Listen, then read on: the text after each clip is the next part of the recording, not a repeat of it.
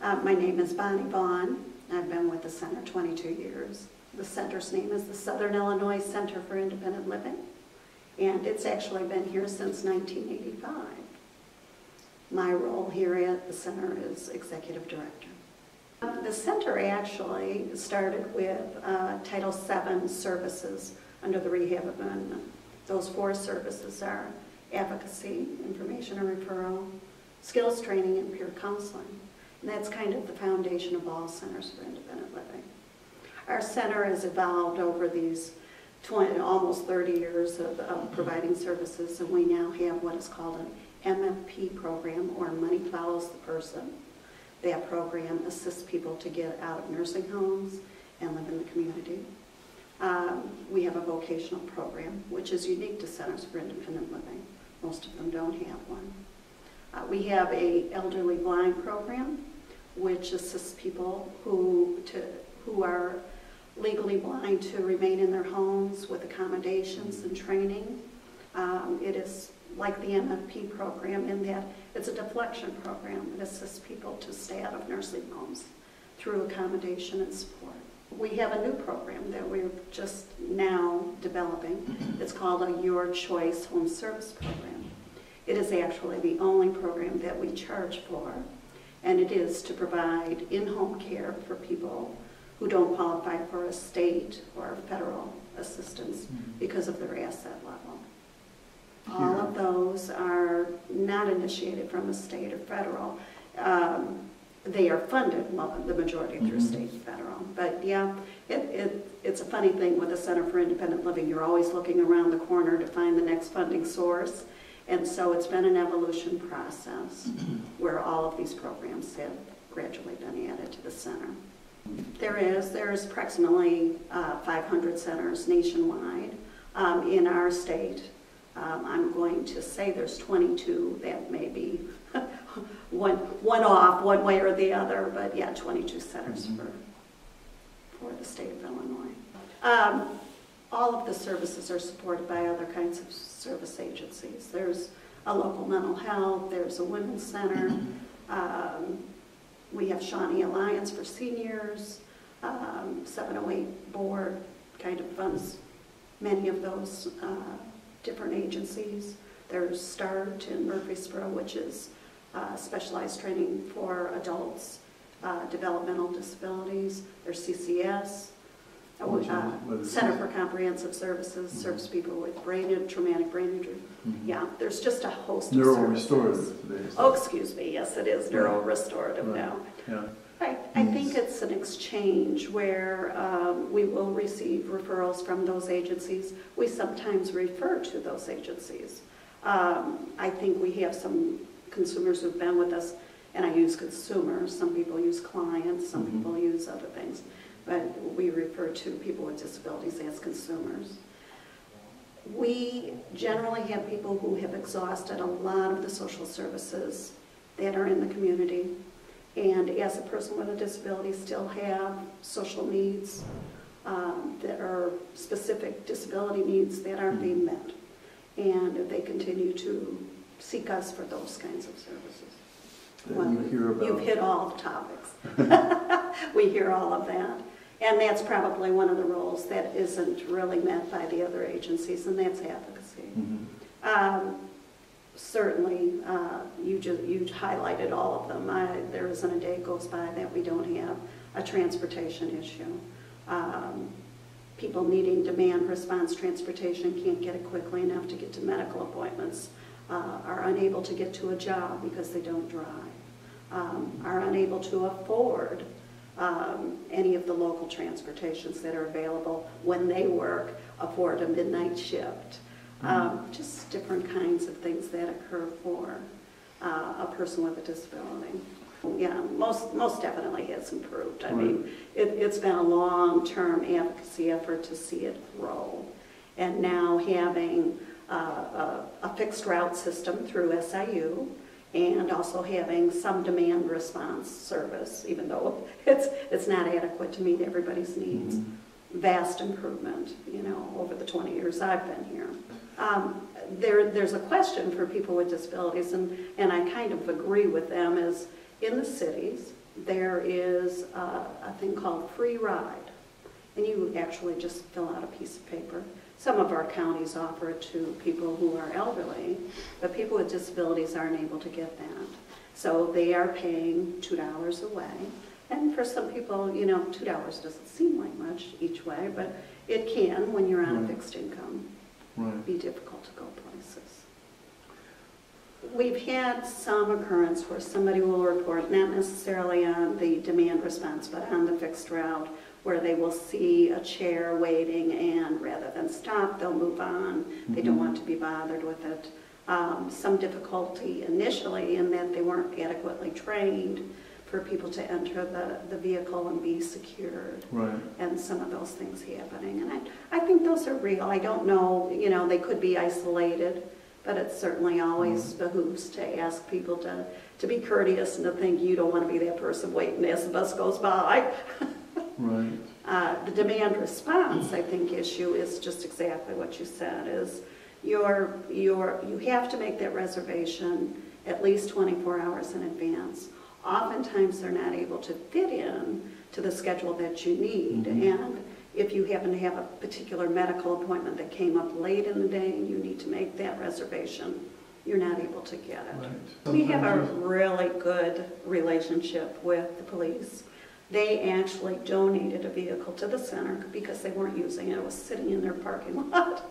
And we used the funds for that vehicle. We ended up selling it. We didn't need another accessible to buy one of the smaller vehicles we use to scoop people with disabilities around town. But in that transition of them donating, we open the door, they use our accessible vehicle. They have a key, they need it after hours, they go ahead and use it. I see. They have actually ended up being kind of the emergency source for people with disabilities who get stranded. You know, maybe their chair has broke down, or they just grab a clipboard and they write down police department, and we know they've used it. I'd like to talk about the Carbondale demand response system. Recently, the center had applied for additional vehicles because we are faced with people who can't get to work in the evenings, work off shifts, work across county lines, and we felt like it was necessary for us to have a vehicle in some of these outer areas.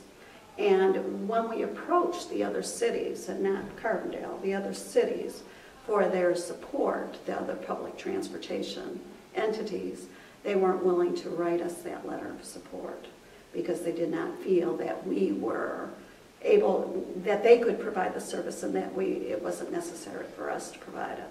The only entity that was willing to write a letter of support was Carbondale, and that allowed us at least to compete for the vehicles. I have since then found out we won't be getting them, so we haven't remedied it. The center has 4 vehicles of our own. All of them are used to transport people with disabilities to medical appointments, to jobs, for job development, for application processes, and other kinds of things. But we still run into difficulties, you know, in trying to meet the needs because there is no reimbursement. There's no public reimbursement for that transportation. Years ago, we had funding through the Department of Rehab Services to provide transportation to at least their consumers who were seeking services, and that's gone as well. So the only funding we receive right now is, I believe it's about $5,000 from the 708 board, and that allows the police then to use the vehicle and for us to keep it running here because they're actually funding Jackson County. I see. And so that little bite pays for our transportation, which we do provide to our consumers and to whoever requests it on Wednesdays and Thursdays, because that's as far as it will go. There's always advocacy going on a daily basis. Probably that you asked when people come into the door, what kinds of issues they bring. Definitely housing is one of the main areas that our area just really suffers for people with disabilities. Public housing, we have difficulty getting people out of nursing homes and moving into the public housing because it's often not available. We need accessible units. They're coming out and there aren't any accessible units available. The other is those individuals who might have had a police record 20 years ago, they have a felony on there, they're not going to be eligible for any public housing based on their rules. And so we're forced into finding something, they're on a fixed income of, say, $900 to $1,200. We're looking at something for $350, $400. Just not much around unless you want to put them in a mobile home. Well, we all know what kind of mobile home you're going to get for $350 to $400, right. And then they can't afford the utilities. Mm-hmm. So it really is kind of a catch-22, you know, helping people become more independent. They're wanting to seek housing, they're wanting to, you know, seek transportation, but those really vital, everyday kinds of things we all need aren't available to them. We served, I think it was, 387 people with disabilities last year. A great number of those people needed housing. Was one of the main issues that we ended up. Kind of the focus of the center has changed in that the people we served 20 years ago had physical disabilities. Almost everybody who we served had a physical disability. Now, over 100 of the 387 people have vision impairments, and another 100 of them have cognitive impairments. So the whole face of the services that we're providing is very different. You know, 20 years ago, that accessibility issue that we were talking about earlier, that was the primary. That truly was the primary. Not having public bathrooms, not having an apartment with an accessible restroom in it, you know, not having accessible transportation. Now it's different. Now it's being able to understand what it is I'm getting myself into, being able to complete an application process, being able to go to that interview and represent myself well. It has really changed the face of what a person with a disability needs in the community. But, you know, when I talk cognitive, a lot of learning disabled, lots and lots of people with learning disabilities, autism, you know, they're in that developmental disability category because of course they have the disability before age 22, but the disability is different than it used to be. It's a brain injury, it's a stroke. It's, so the type of service that we're delivering is very different. I see. You know, and when you talk about groups and you talk about that advocacy, for people with physical disabilities, it's always been groups. Groups are more effective. You know, a group of people with a physical disability walks into a place, you notice. You notice, you know. For people with using wheelchairs who come into a restaurant, it's noticeable. Or into a public place that's not accessible. For people who walk in with a learning disability, it's not a recognizable disability. We've worked really hard to try and open the door to vets. We have submitted some applications. We have some vets, but no, it's not a primary service that we're providing. It's one we'd like to. 20 years ago, really what the center dealt with, the majority of people have physical disabilities. And that awareness came from a real public outcry for accessibility. Now I think that awareness is because more people are experiencing disability in their lives. They have brothers, they have sisters, mothers, fathers. And I think that has really opened the awareness to a different type of disability and the different kinds of issues that people with disabilities face on a daily basis. As I mentioned, the center doesn't serve a lot of people with physical disabilities. It's now less than 25% of our total population. And so the center has changed also with the people that we work with in the community. We're working with schools. We're working with a different population that we haven't worked with before. We do get referrals from neuro-restorative, and we do get referrals from Options, which is a program out of Brim. And we're working closely with all of those organizations to try and help people with learning disabilities, cognitive disabilities, to find their place.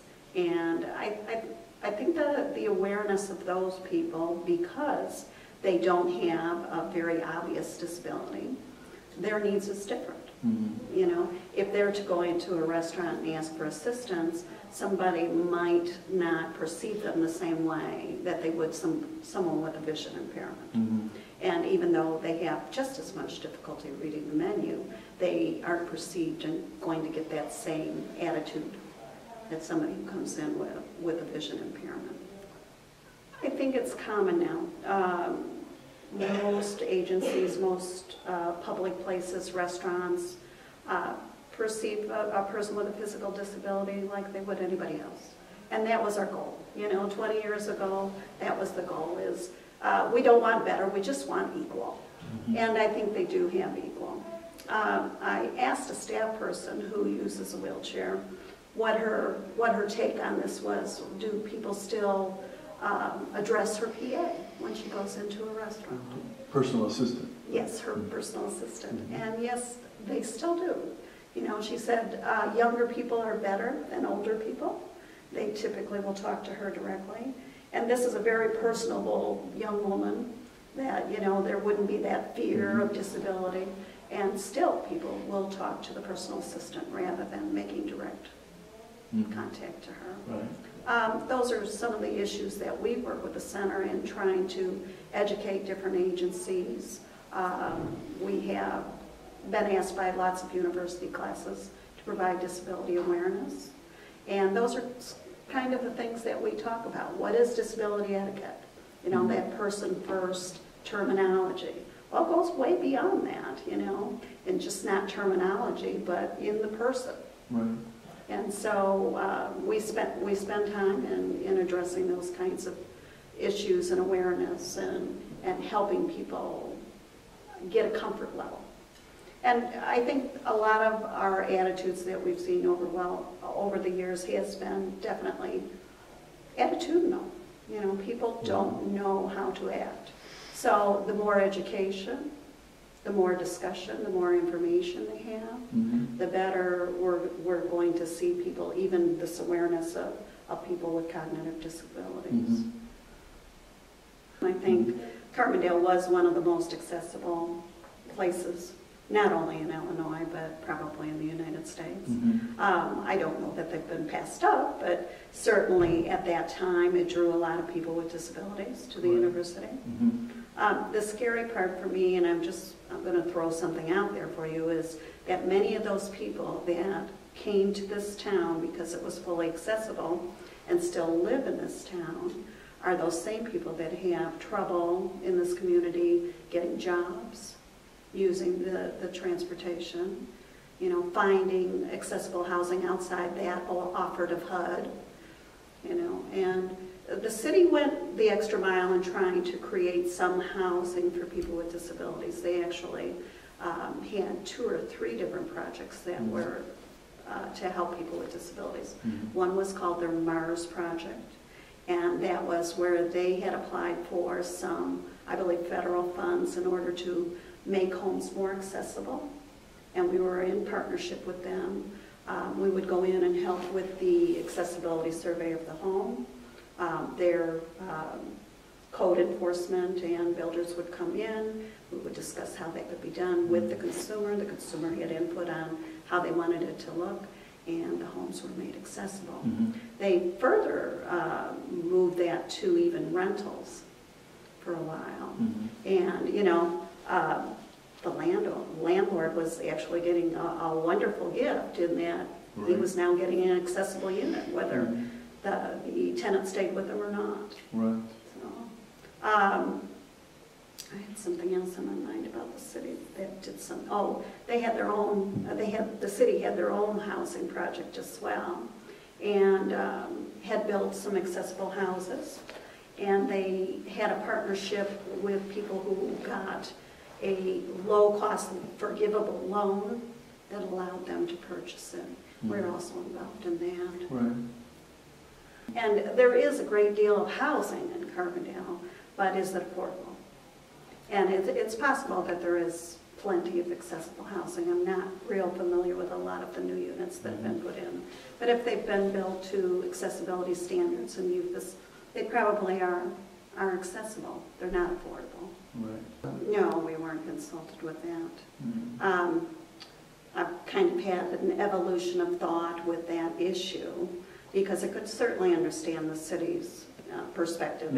If they're not allowed to hire somebody with a disability, why in the world would their living quarters have to be accessible? And I got to thinking about it, and I thought, you know, the city is like every other agency. They hire people, and if perchance, and we would never want this to happen, someone were to become injured while providing service for the city and continued in a different role with the city, would they then not want access for that person in their living quarters? Right. And, you know, even though they might not be able to hire that person as a fireman, or that person might be laid off in that capacity, they might have filled in a different capacity. Right. Where they would So need let's take a... Probably one of the important things for us is that we be invited. We would love to be part of that advisory committee. We're not right now. Maybe that's something we should have sought out. Being part of the Downtown Advisory Committee is very much like the old-time partnership that accomplished great things for Carbondale's accessibility. The partnership was an organization of people with disabilities, community members, and city officials who had each month a planning agenda that entered into the city's dockets of what might be done to increase accessibility. And people with disabilities brought their issues to that forum, so they were readily accepted, and that list became longer and longer, but did get addressed and was remedied. And people with disabilities felt like they really had a voice in some of the changes that needed to happen locally. Now I had asked a staff person who uses a chair and travels from one side to the other. I said, what do you do when you come to an area that you don't feel is the best curb cut or maybe the most accessible? And he says, well, he just switches routes. That's a good and a bad. That means there is an accessible route that he can take, but at the same time it means that we still have some things to cover. One of the issues I'd like to see when we talk about what downtown might look like is having the audible signals for people at the crossings. One of the things that I faced when I talked to doing some advocacy work in Marion was people who had vision impairments had a very difficult time navigating the city because the routes were being changed, the city was growing, there weren't audible signals, and it was terribly busy. And so that again would be another wish list kind of item, is that things slow down, that people are able to walk safely and traverse through the community without being fearful. We have several people with low vision who you will see walk this community. So it is important that we meet their accessibility needs. Right. Is please give us a sidewalk to get to the center. We have had numerous people jeopardized simply because there's no sidewalk here. Right. There's not a safe way to do it, and they're going to come here. Right. You know, we don't have a choice. Right. The other one downtown that the sidewalk just kind of disappears is going east on 13 on the north side of the road. If you wanted to go to Hunan or you wanted to go to Sonic, you're in big trouble, because you have to weave in and out of all the curb cuts in order to get there. There's no ready sidewalk there as well. But those are the kinds of things somebody sitting on a committee could easily, you know, contribute and could go on that list of when they were able to afford it, to get people with disabilities on their city council. Not just on these committees that advise the council, it should open the door. We've got a large portion of people here, residents who are people with disabilities, who ought to be on some of either employees or volunteer positions with the city. And then they'd have that avenue and that awareness on a regular basis. It wouldn't even be second guessing. Right. The nice part about the city right now is Don Monty being mayor. Don has a real sensitivity about people with disabilities, has really fought for their rights for a long time. And so I think, you know, a lot of these things could easily happen. There's not any reticence about opening the door for people with disabilities. It's just a matter of making it happen. We are directly involved in that we have a large vocational program. We serve over 100 people with disabilities a year in helping them find jobs. I can clearly say those jobs aren't the majority in our area here in Carbondale. There's not a real openness except for some of the things we talked about earlier, and that is Kroger has an open door. They hire a lot of people with disabilities. McDonald's has been another that has hired. Walmart has hired. But we're talking about people, when I think of people with disabilities, sometimes it's not those folks we're looking for. It's those college-educated people that are living down here in HUD-subsidized housing who cannot find a local position. And why is that?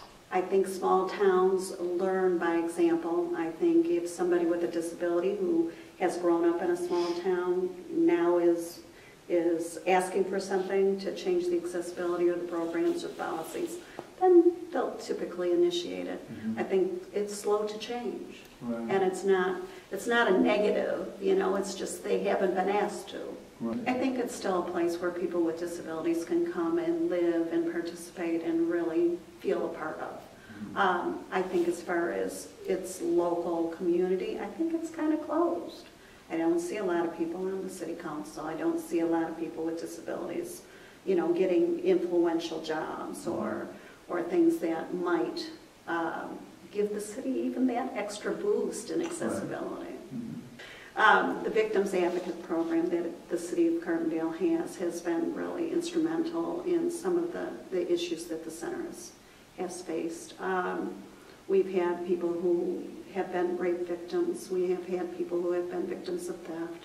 And that advocate is really one of the most active areas in the city of Carbondale as far as giving advice, helping that person through that event, preparing them for court when they might be feeling a little vulnerable and not able to do that. So it's our initiative in that area. We had an issue, for example, with the Women's Center, who for a while wasn't able to have people with disabilities because they would not allow their PAs to come in and provide a service when they were there, personal assistant. And through a lot of advocacy of our staff, they now understand that it's not really a risk of confidentiality of the other residents for that person to participate in services. The other thing the center is involved in is individual education programs. And that, when we talk about history and we talk about now, we've seen a real growth in 20 years ago. The school system had a huge insurance policy that they would let a lot of cases in IEPs, individual education plans, go to the legal limits because they could. And they didn't have any real, repercussion about it getting to that point. So often parents who were in struggle trying to get accommodations or just really get the plan and something workable for their children would fight for years. And time's on the school side. The student's only going to be there a certain amount of time. Time's not on the parent's side or the child's side. I see that change now, that we see a real cooperation with the school system. And I don't know that they don't still have that lovely insurance policy, but when you're talking about a parent having to pay the legal costs versus the school paying the legal costs, it could become very, very unsurmountable for a parent to be able to afford it and to get the legal kinds of support that they need. Individual education program or plan is a mandated plan for every student with a disability. The state receives additional funding to serve a person with a disability, and that plan kind of guides what kind of education that student is going to get. So if the student needs an accommodation, it's often written into the plan. If they need a rest period in the middle of the day, it's written into the plan. If they need more socialization skills or they need a one-on-one aid, it's written into the plan. What would happen is parents would know their communication styles with their children. They would go to the school and they try and explain, this might be the best way to communicate, or these are the things that works for me. And the school would be very reticent about accepting their advice because they knew better. And now I don't see that. I see teachers more enthusiastic really wanting to see their students excel. Mhm. And, you know, a real cooperation between, and it's an individual thing, you know. Right. You can have a bad teacher and a good teacher. Right. But overall, I think whoever is educating the teachers that are coming into the school systems now certainly are far more sophisticated and more attentive to people with disabilities in their school system.